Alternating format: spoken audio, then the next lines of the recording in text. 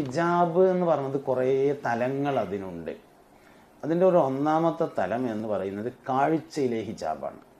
കാണുക എന്നതിലെ ഹിജാബ്. കാഴ്ചയിലെ ഹിജാബ് എന്ന് പറഞ്ഞാൽ പുരുഷൻ സ്ത്രീയെ നോക്കാൻ പാടില്ല, സ്ത്രീ പുരുഷനെയും നോക്കാൻ പാടില്ല. ഇതിൽ ആണും പെണ്ണും ഒരേപോലെയാണ്, അവിടെ ഒരു വ്യത്യാസം യഥാർത്ഥത്തിൽ ഇല്ല. രണ്ടാമത് കേൾവിയുടെ ഹിജാബാണ്.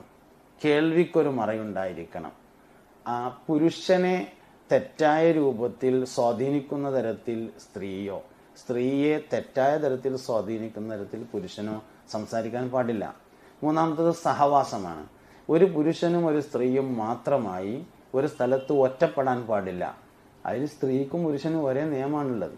പിന്നെ നാലാമത്തെ ഒന്നുള്ളത് ശരീരത്തിൻ്റെ ഹിജാബാണ്. ശരീരം മറക്കണം. അതിൽ പുരുഷനും സ്ത്രീയും വ്യത്യാസമുണ്ട്. അതിൻ്റെ കാരണം ശരീരം രണ്ടാൾക്കും വ്യത്യാസമുണ്ട് എന്നുള്ള